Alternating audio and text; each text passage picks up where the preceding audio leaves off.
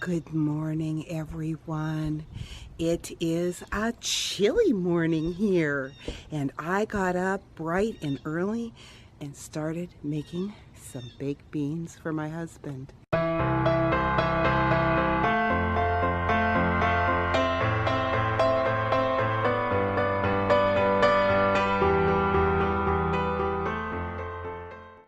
So yes, I am actually saying good morning to you folks after I videoed making the beans because I got up early. But anyways, they are in there cooking, and as you can see, I had to change my shirt because, yeah, by the time I was all done, I realized that it was 44 degrees outside and my windows were open, and I was wondering, why am I so cold? Yeah, so shutting those windows and changing my shirt was what I needed to do. Anyways, I am going to go in now and I'm going to make some cornbread to go with those beans, and I will show you what it all looks like when I'm done.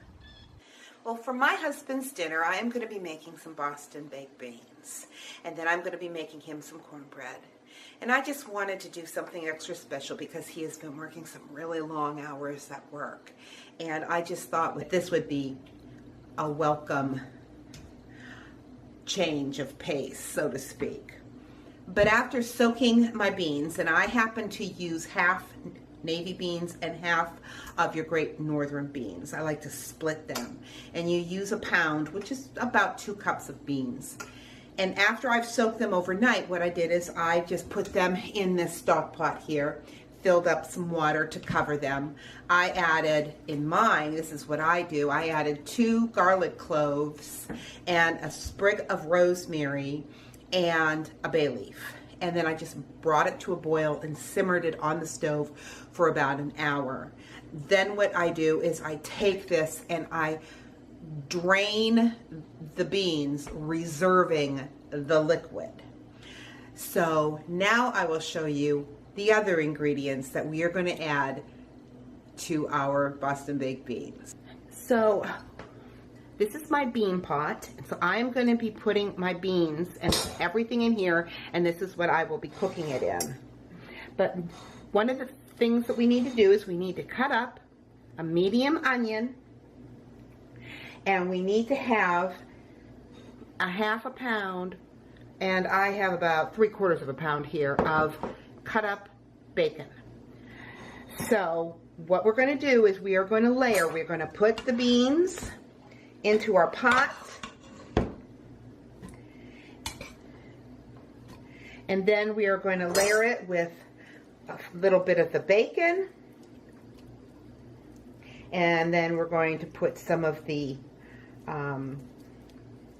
onion in on top of that, and we are just going to keep layering it in like this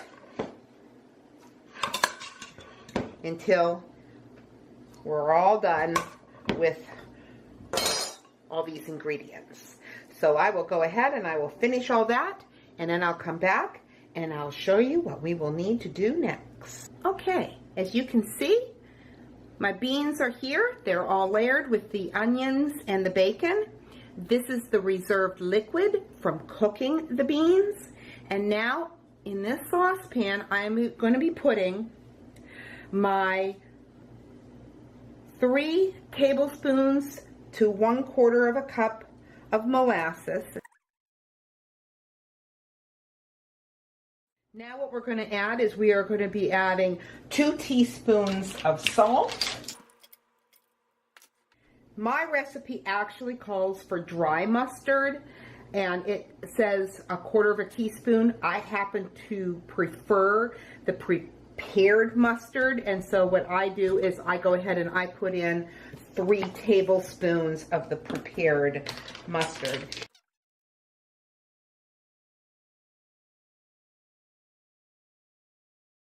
And then we are going to add our ketchup, and we are going to add between 1/2 cup and 3/4 cup. And again, the difference really is just going to be in moisture.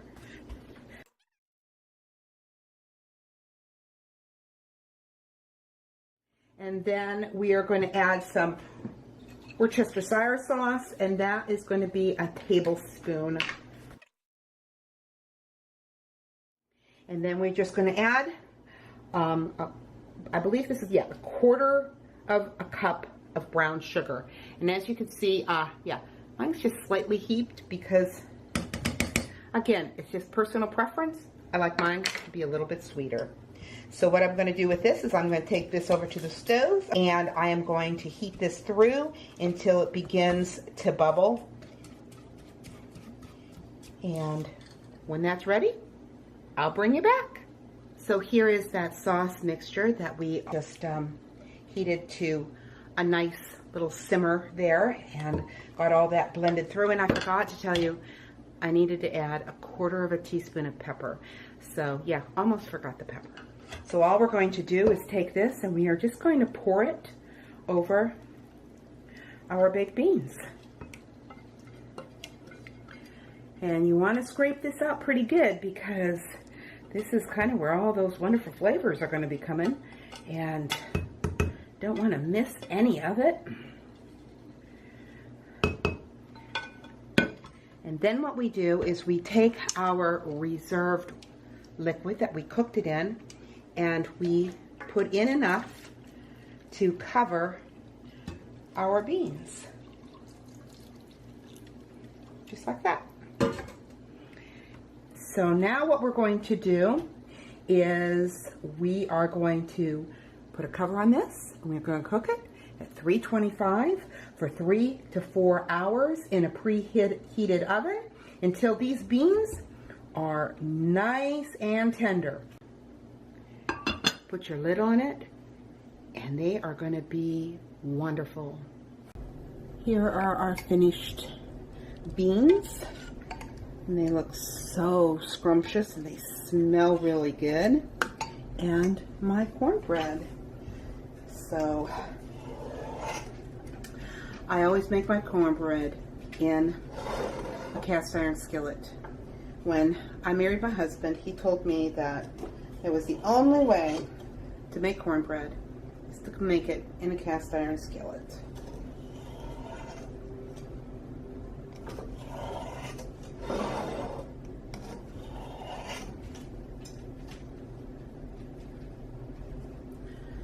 So, I hope that you want to try these beans, because they are very good, and I will talk to all of you in just a little while.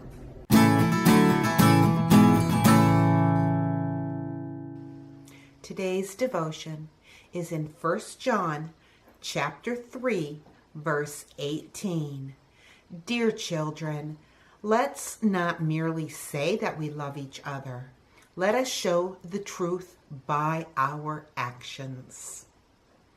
I'm sure that you've heard the saying, you can talk the talk, but can you walk the walk? This phrase has been used and abused by many. Interestingly, the Apostle John says much the same thing in our Bible verse today.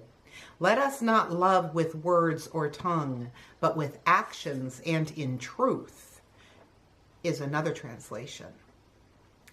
As Christians, we are not merely to talk a good talk. We are supposed to follow through and actually live a life of love. Thankfully, our entrance into heaven doesn't depend on the amount of love that we put into action, because if it did, we would never make it. Thankfully, our entrance into heaven depends upon the amount of love that Jesus did put in action. Love is much more than attraction or arousal. It's also more than sentimentality and emotion. What must be understood is that love is an action and a behavior. By this standard, is love dead when emotion is gone? No, not at all, because love is an action and a behavior. Over and over again in the Bible, God commands us to love each other. You cannot command an emotion. If I told you right now, be sad, you couldn't be sad on cue. Just like an actor, you could fake it, but you're not wired for your emotions to change on command. If love were just an emotion, then God wouldn't command it. But love is something that you do. It can produce emotion, but love is an action.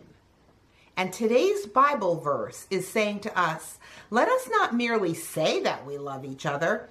Let us show the truth by our actions. We can easily say, oh, I love people. But do we really love them? Our love is revealed in how we act towards them. Words are cheap.